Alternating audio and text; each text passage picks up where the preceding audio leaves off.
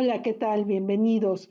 Yo soy Mari Carmen González Videgaray y esto es la práctica número 28 de programación de objetos de aprendizaje numéricos con Python.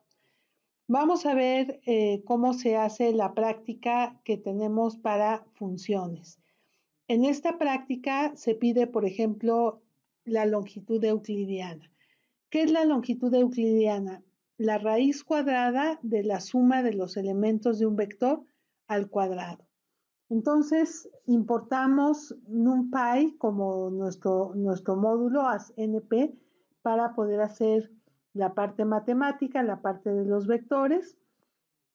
Definimos longitud euclidiana de X, resultado igual a aquí le falta un espacio, a la suma de las x cuadradas y todo eso elevado a la punto 5, que es la raíz de los elementos elevados al cuadrado. Y return debe darnos resultado, voy a ponerlo entre paréntesis y lo corremos. No se hace nada porque lo que estamos viendo es la creación de una función, ya se creó la función, no tuvo errores, pero pues no se ejecuta todavía nada. Creamos un vector, por ejemplo, este que se llama un vector, que tiene 20, 30, 40, 50 y 60. Para eso usamos NumPy, NPArray, y creamos el vector. No se despliega nada tampoco. Y ahora le decimos que calcule la longitud euclidiana de un vector. Le damos clic y nos da el número 94.86. Si quisiéramos, podríamos ponerle round longitud euclidiana de un vector a 2 decimales, por ejemplo, ¿no? Nos da 94.87. Entonces ya tenemos la longitud euclidiana. Aquí tenemos otro vector. Entonces, si pedimos, por ejemplo, su longitud euclidiana, perdón, es que es longitud euclidiana, nos da la longitud euclidiana del vector. Y ya la tenemos. El segundo problema es encontrar un valor verdadero si cierto entero está presente en un vector, por ejemplo el 5. Si no está presente, que devuelva false. Para eso usamos la función any. Entonces, por ejemplo, aquí defino una función 5 y le digo que regrese el valor correspondiente hacia alguno de los elementos del vector x es igual a 5. En este caso, si alguno es igual a 5, va a regresar true. Si no hay ninguno igual a 5, va a regresar false.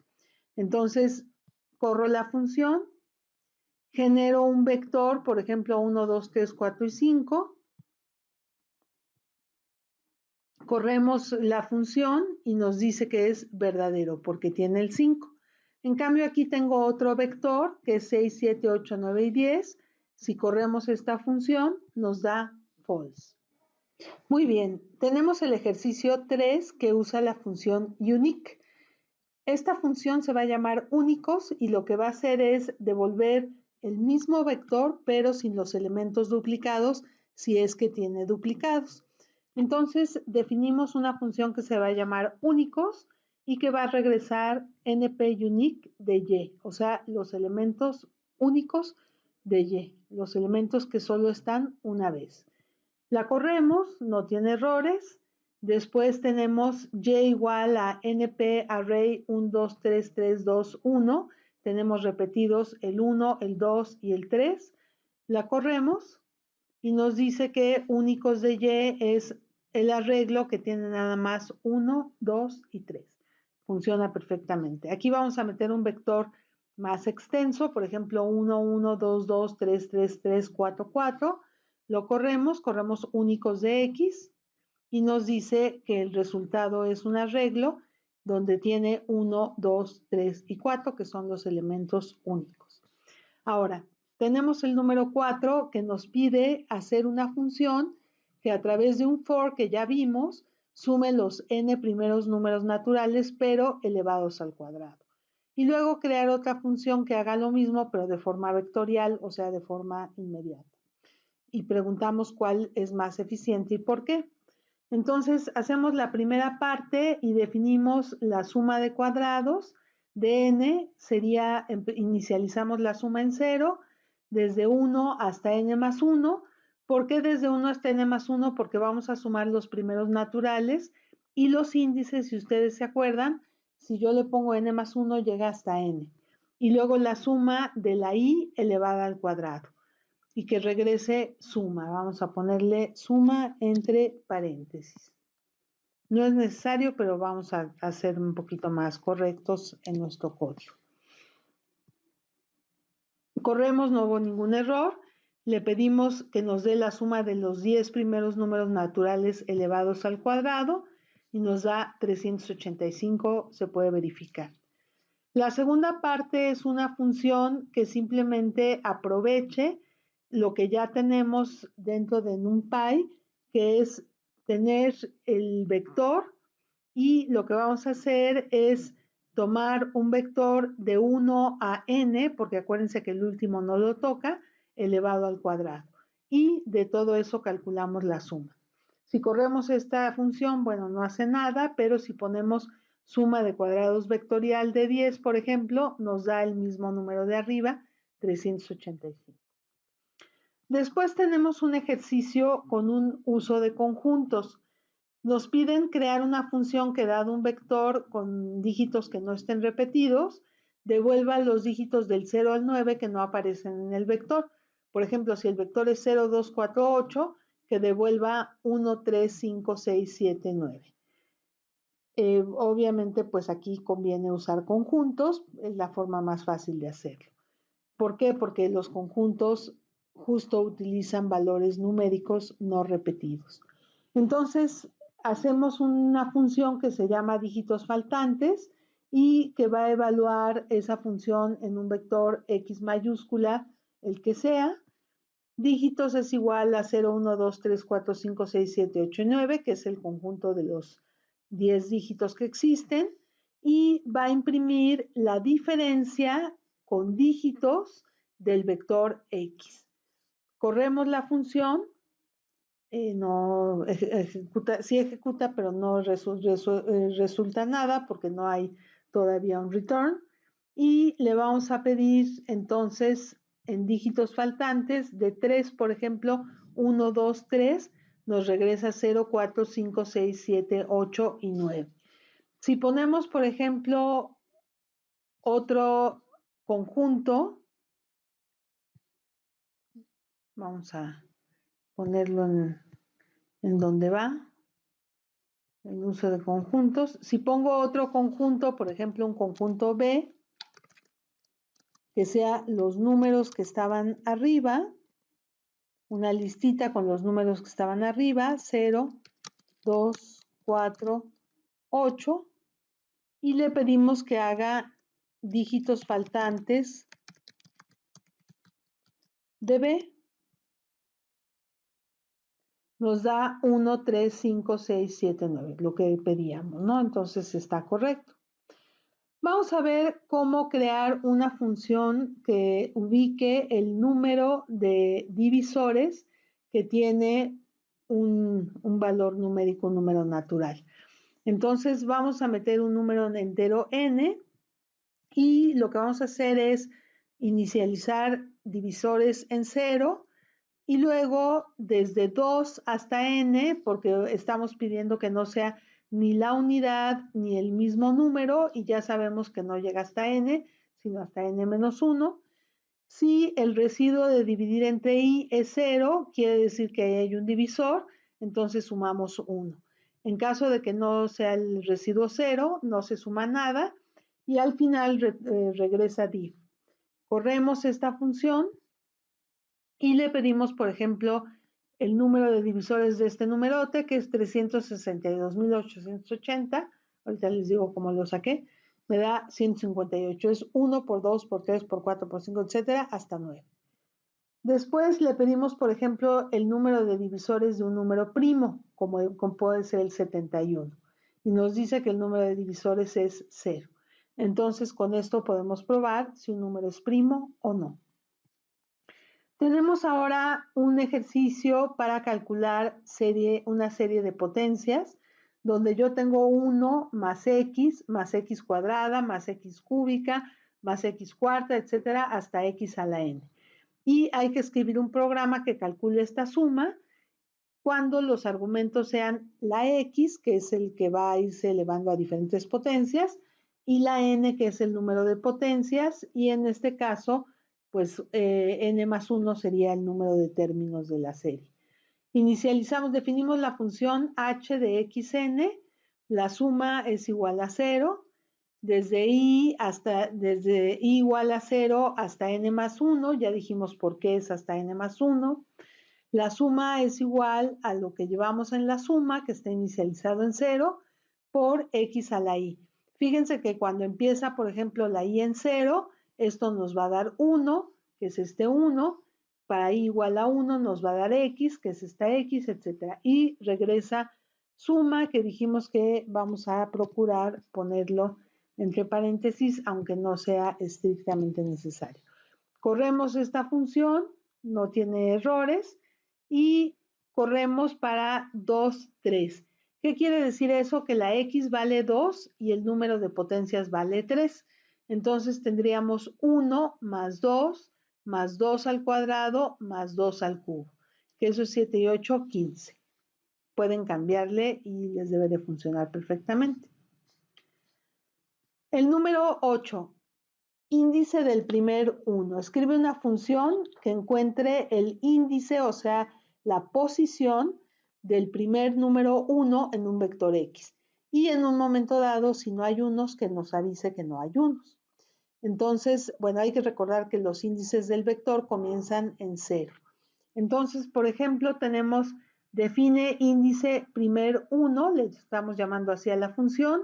Hay 1 es igual a false, o sea, de entrada vamos a pensar que no hay unos, y si hay unos, esto va a cambiar. Para i, que va desde 0 hasta la longitud de x, si el valor del vector x de i es igual a 1, hacemos i1 igual a true y se rompe el ciclo for, porque ya encontramos el primer 1, ya no es necesario seguir buscando. Si i1 fue verdadero, regresamos i, que es la posición donde estuvo el 1 en el vector, recordando nuevamente que las posiciones empiezan en 0. Y si esto no se cumplió, o sea, si i1 se quedó como false, pues vamos a ponerle print, no hay unos. Y con eso queda terminado. Entonces, si yo genero un vector, por ejemplo, x 3, 4, 1, 3, 4, 5, me tiene que dar la posición 0, 1, 2 para el 1. Entonces lo corremos y nos dice que efectivamente es la posición número 2. Si yo tomo un vector y 5, 6, 7 y 9 que no tiene unos y le digo que corra la función índice del primer 1 de y, pues me dice que no hay unos. Entonces quiere decir que funciona sin problema. Vamos a ver el término enésimo de una serie de Fibonacci.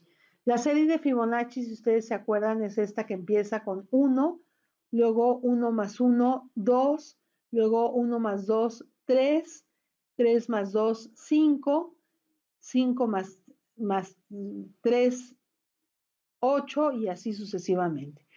Esta serie de Fibonacci pues tiene una serie de términos y vamos a encontrar el término enésimo con una función recursiva, es decir, una función que llame a la función ter Fibonacci, que es término de Fibonacci, del valor n. Entonces, la función ter Fibonacci de n, si n es igual a 0, pues nos regresa 0 porque no hay ninguna serie de Fibonacci. Si n es igual a 1, nos regresa 1. Y si no, lo que nos va a regresar es el término de Fibonacci n-1 menos el término de Fibonacci n-2. Entonces, por ejemplo, si yo le pongo que me dé el término de Fibonacci 2, me va a dar el 2 menos 1, 1, que es este 1, el 2 menos 2, 0, que es este 0, y me daría 1 menos 0, 1. Entonces, yo puedo probar, por ejemplo, que me imprima el término de Fibonacci para 2 y me da 1, que es correcto. Puedo pedirlo para 3, me da 2. El cuarto término de la serie de Fibonacci, que ya habíamos dicho que era 3. El quinto término de la serie de Fibonacci, que es 5, y así sucesivamente. Entonces se van generando los términos con una serie recursiva. Este ejercicio del Chevalier de Méret está un poquito más largo, pero es bastante sencillo. Aquí estamos usando una función random, que es una función del paquete NumPy, que nos permite generar números enteros aleatorios. Entonces dice, bueno, supongamos que estás jugando el juego de apuestas del Chevalier de Méret. Esto es apuestas que obtendrás al menos un 6 en 4 tiradas de un dado.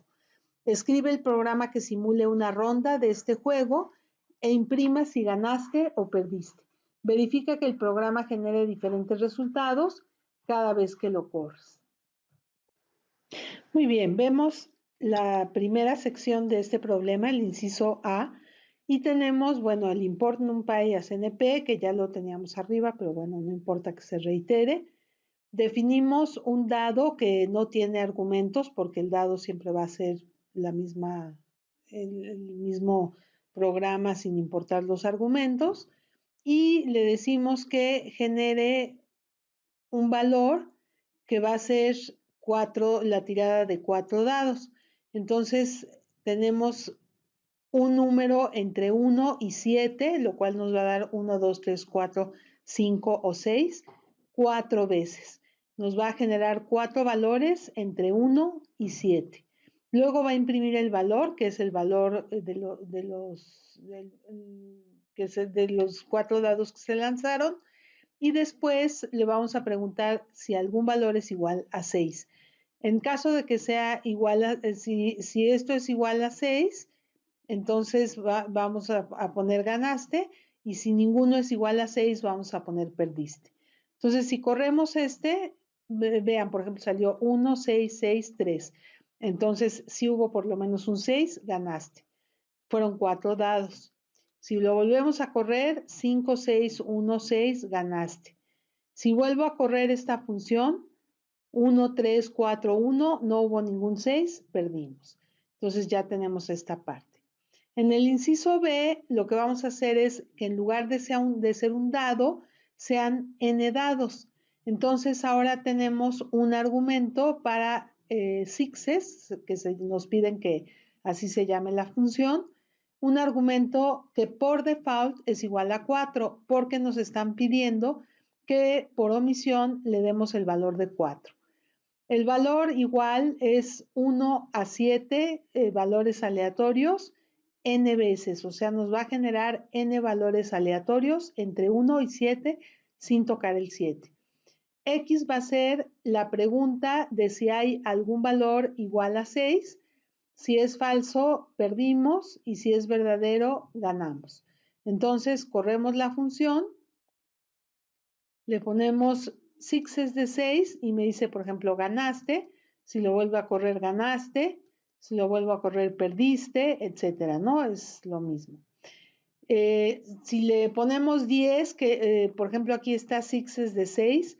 Si le ponemos 10 daditos, va a ser más difícil perder porque es más fácil que salgan 6.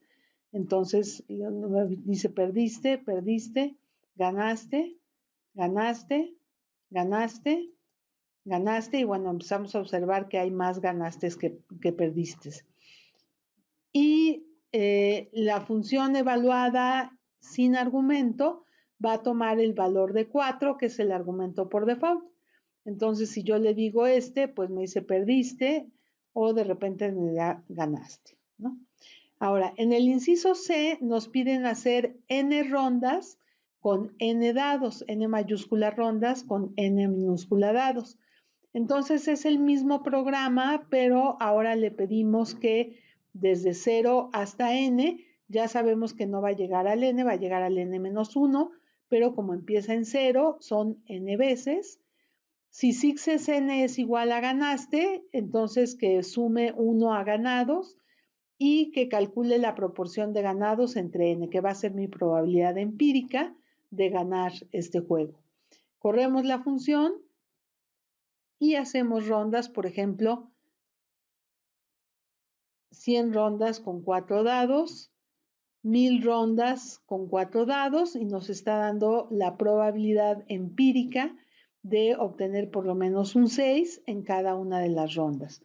Acá tenemos 10,000 rondas de 4 dados, me da 0.5233. Bueno, es interesante comparar esas probabilidades empíricas con las probabilidades teóricas. La probabilidad teórica sería la probabilidad de que obtengamos por lo menos un 6 en un lanzamiento de n dados. Esta probabilidad teórica sería igual a 1 menos la probabilidad de no obtener absolutamente ninguno de los 6 en las n tiradas. Entonces es la probabilidad de que no tengamos, o sea, que no tengamos el 6, que es un sexto, nos quedan 5 sextos elevado a la n. La probabilidad empírica la calculamos, como ya vimos, con la función rondas anterior y le vamos a pedir a este programa o esta función que nos regrese el número, la diferencia absoluta entre la probabilidad teórica y la probabilidad empírica. Entonces, por ejemplo, si yo hago 4 daditos, 1000 rondas, la probabilidad me da 0.19746, la diferencia entre la teórica y la empírica, 0.019. Si nosotros lo volvemos a correr, da 0.008. Si lo volvemos a correr, da 0.012. ¿Por qué sale diferente? Porque estamos haciendo simulaciones que son completamente aleatorias. Pero ¿qué pasa si agregamos más simulaciones? Por ejemplo, en lugar de 1000, que pusiéramos, por ejemplo, 10,000, como tenemos aquí abajo. Entonces, hacemos 10,000 y nos sale 0.004. Volvemos a correr 0.002. Volvemos a correr 0.005 y vemos que la diferencia es menor. Si lo corremos 100,000 veces, pues se va a tardar un poquito y nos da 0.002. Si lo volvemos a correr, se tarda un poquito, 0.001, o sea, la diferencia se hace todavía menor. Entonces, si queremos más exactitud, pues ya necesitamos una mejor computadora para que no se tarde.